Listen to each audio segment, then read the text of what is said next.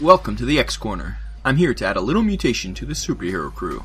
I'll be covering the X comics for the week of April 4th, 2018.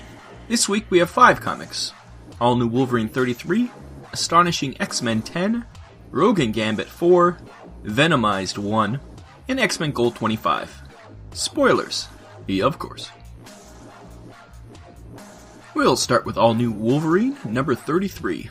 The writer is Tom Taylor, and the penciler is Ramon Rosanes. This is the beginning of the Old Woman Laura storyline, that I assume will cap off Laura as Wolverine. So we find ourselves in the not-too-distant future, and yet it's not the Old Man Logan future. Instead, this one is pretty idyllic. Laura is the queen of the paradise that is Mandrapore, Gabby is now the Batman Beyond-like Wolverine, and Kamala Khan is the President of the United States. And sometime in the past there was a Doom War that killed off a lot of people, but solidified the good guys winning. Laura, it seems, is dying from a genetic flaw in her cloning, and on her bucket list is only 2 things. Find her lost clone sister Bellona, and kill Doom. Conveniently, it seems Bellona's last known whereabouts was Latvia, so Laura can kill 2 birds with 1 stone. And aged Maria Hill insists on going on the mission to settle her own score with Doom, as well as Gabby, who joins the team. The 3 find a way into the force-fielded capital, and are about to sneak in when Laura finds out that Gabby told someone what they were doing, and that person is flying in the cliffhanger. Even if this story seems to be a bit of fanfic, it does give us some nice moments. The panels where Laura tells Gabby she's dying over some Chinese food are very well laid out.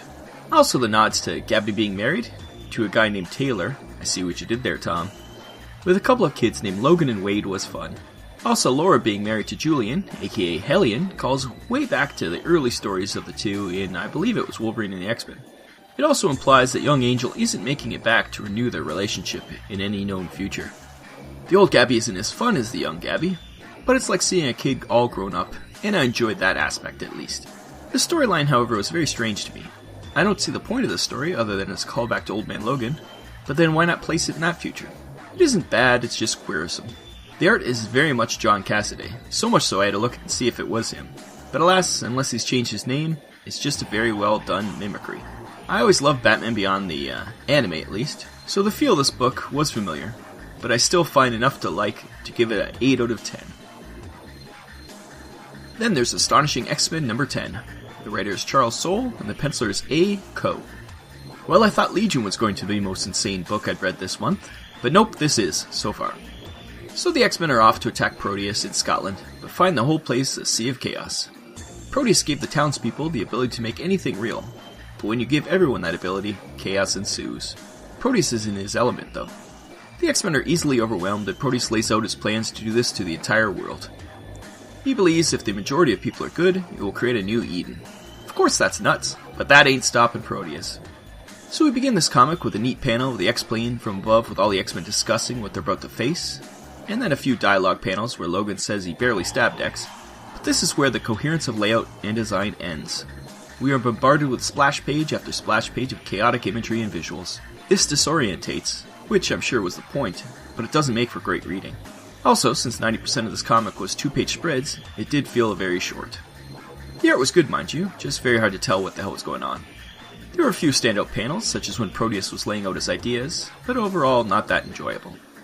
X is an interesting character in so much as it isn't Xavier at all. The characterization isn't even close, and that plays into why the X-Men keep saying they don't trust him, because they too could see it isn't their professor.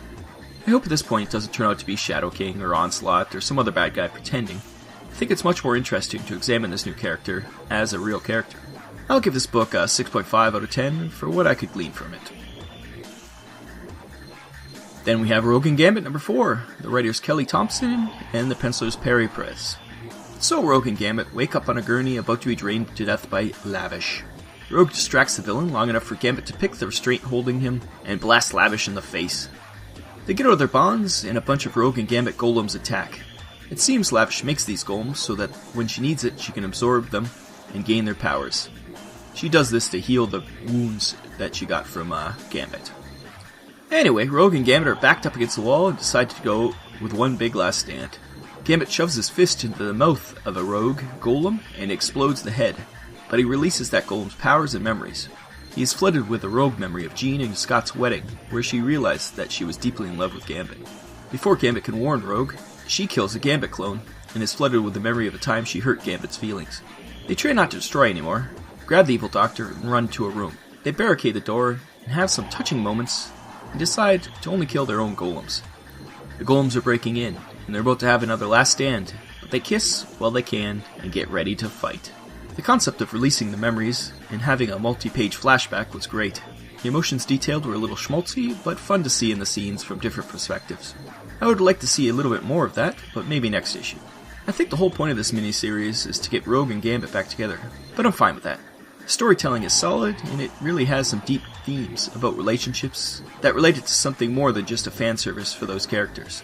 Rogue making fun of Lavish at the beginning was also very funny. This is a great miniseries, which I wish I would have done like I am with the New Mutants one. Just review it all at once, as a whole. I think that will be the format for minis in the future. Let me know below if you think that will work, or you'd rather just see me continue reading them issue by issue. Oh yeah, rating, 8 out of 10. Next we have Venomized number 1. The writer is Cullen Bunn, and the penciler is Ibn Kolo. Yeah, I got one page into this book, and the poisons were shooting symbiotes at all the X-Men, venomizing them. And I said, I'm out. Sorry, time-displaced X-Men, I'll catch you on the other side. That brings us lastly to XMen Gold, number 25. The writer is Mark Guggenheim, the penciler is Jose Luis, and Paulo Sinqueira. So the evil negative zone god has started to destroy Paris, and most of the X-Men who stopped him last time are in prison. That doesn't last long. Storm, after being thrown into solitary, loses it and blows the roof off the place. This awakens the Asgardian hammer Stormcaster to seek her out. Meanwhile, Magic is there trying to convince the Warden to let the X-Men out to fight the god. Just then Storm enters and convinces him. Magic teleports the experts and their X-Men into the fight, and while that was all going on, Captain Britain and Megan were trying to delay the god as Iceman and his team showed up. They all attack, and Kitty and her team show up then. She has a plan that involves Magic creating a huge stepping disc to send the god to Limbo, while Storm, as now the goddess of thunder, zaps it, and Kitty crashes the X-Plane into it. Note, that's the second X-Plane destroyed this week. They must have really good insurance. The comic ends with the triumphant team standing around and Kitty asking what they're going to do with 12 X-Men. Meanwhile, Lydia Nance hatches a new plot with her pet Sentinel. Like me, Guggenheim must have gotten bored with the prison idea and swept it under the rug. Heroes get pardons, I guess. I love the bringing back of the Asgardian Storm. It gives her character a little something to do in this series. Another great scene is when Kitty and Kurt find Pyro in the X-Plane. He explains that Rogue and Iceman let him on the team, and Kitty was like, of course they did. Overall fun issue that gets rid of the bad parts and creates some new neat plot lines that I can't wait to see where they go in the future. And an Excalibur reunion, 8.5 out of 10. Another good week for the X-Men, and dropping Venomized was such a therapeutic feeling. The art wasn't good, and the story started off so hackneyed and dumb that I will not regret that one bit, until some earth-shattering event happens in it, and I'll have to read it. Stupid Marvel. Anyway, until next time, have a good one!